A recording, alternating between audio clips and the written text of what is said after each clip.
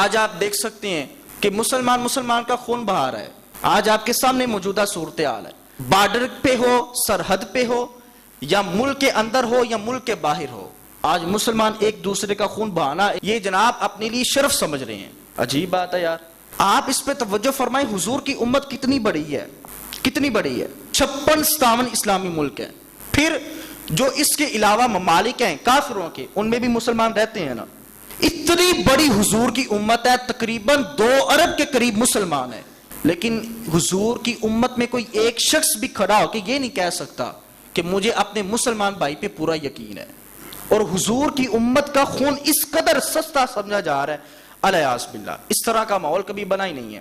آپ شام کو دیکھ لیں, آپ فلسطین کو دیکھ لیں, آپ غزہ کو دیکھ لیں, آپ کشمیر کو دیکھ لیں, آپ انڈیا کو دیکھ لیں, اور آپ ابھی اس وقت پاکستان کی صورتحال دیکھ لیں. امت والے امت کا ہے کتنا سستا خون, امت والے امت کا ہے کتنا سستا خون.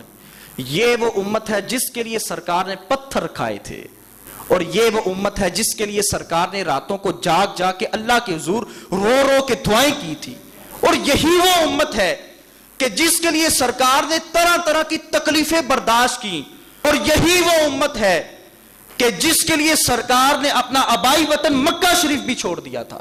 اور یہی وہ امت ہے کہ جب سیدہ عائشہ صدیقہ بنت صدیق رضی اللہ تعالیٰ عنہ آپ عرض کرتی ہیں, یا رسول اللہ کیا احد کے دن سے بھی تکلیف دہ دن آپ پہ کوئی آیا ہے؟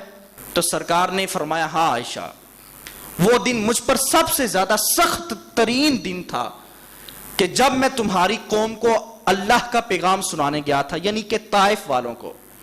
عائشہ, انہوں نے میرا پیغام نہیں تھا سنا, پھر انہوں نے مجھے جھٹلا دیا, تو میں نے ان سے کہا کہ تم ایسا کرنا, اس کو راز ہی رکھو, اس کو آگے نہ بیان کرنا.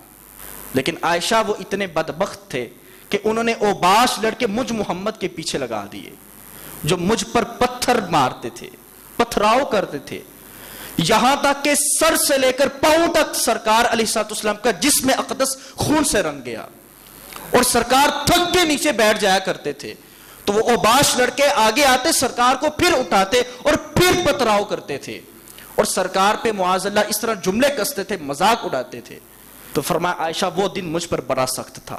تو پھر آگے سے فرشتہ آتا ہے, عرض کرتا ہے, یا رسول اللہ آپ ابھی حکم کیجئے نا, ابھی اس بستی کو 2 پہاڑوں کے درمیان پیس کے رکھ دیتا ہوں.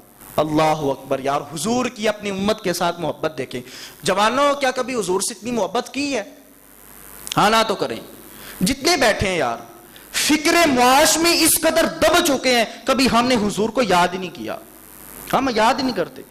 یار کبھی آپ درود پڑھیں, جب یہاں پہ آپ کبھی گنبد خضرا کا نقش جمائیں, اور پھر آپ رو رو کے اپنے آنسوں کا خراج پیش کر کے سرکار کی ذات پہ درود پڑھیں, تو مجھے بتائیں حضور اپنی نظر کرم نہیں فرمائیں گے؟ فرمائیں گے یار. کبھی ہم نے اس طرح کیا ہی نہیں ہے یار, عجیب بات ہے. تو یاد رکھیں, سب سے پہلے اپنی ایک پہچان بنائیں. وہ پہچان یہ کہ ہم حضور کے امتی ہیں. کس کے امتی ہیں؟ کس کے امتی ہیں؟ یہ پہچان آپ اپنے پاس رکھیں. جو گزری ہے وہ کس کس کو سنائیں یا رسول اللہ, کسے حال دل مستر سنائیں یا رسول اللہ. حضور آپ کے علاوہ ہمارا سننے والا کوئی نہیں ہے. حضور ایک توجہ فرمائیں, ایک نگاہ فرمائیں. جھکی ہوئی یہ جبی ہے حضور دیکھے نا, ہمارا قلب حزین ہے حضور دیکھے نا. اور کسی کا کوئی تو ہوتا ہے اتنے لوگوں میں, کسی کا کوئی تو ہوتا ہے اتنے لوگوں میں, ہمارا کوئی نہیں ہے حضور دیکھے نا. اور فرشتے نے کہا کہ آپ ایک دفعہ کہیں تو میں جناب اس قوم کو پتھروں میں پیس دیتا ہوں 2 پہاڑوں کے درمیان. آگے سے سرکار کا جواب سنیے گا. ہمارے ساتھ کوئی اونچ نیچ کر دینا تو ہم اس بندے کو معاف کوئی نہیں کرتے. ہم کہتے ہیں آج تے بدلہ لینا ہے. ہم کہتے ہیں جناب اینٹ کا جواب پتھر سے دیا جائے گا. لیکن حضور کی محبت شفقت دیکھیں آپ ذرا. سرکار نے فرمایا نہیں, اس قوم کو کچھ بھی نہیں کہا جائے گا, اس لیے کہ مجھے ان کی نسلوں سے ایمان کی خوشبو آ رہی ہے. امت آپس میں لڑ رہی ہے. خدارا آپ جہاں پہ بھی ہیں, آپ اپنی پہچانیں دنیا کی سائڈ پہ رکھیں. آپ کسی کے ساتھ بلائی کرتے وقت یہ سوچیں کہ یار یہ حضور کا امت ہی ہے. میرے پاس ایک صاحب آ کے بیٹھتے ہیں اور مجھے ان کی باتیں بڑا فائدہ دیتی ہیں. وہ پولیس میں ہیں, اچھے صاحب ہیں.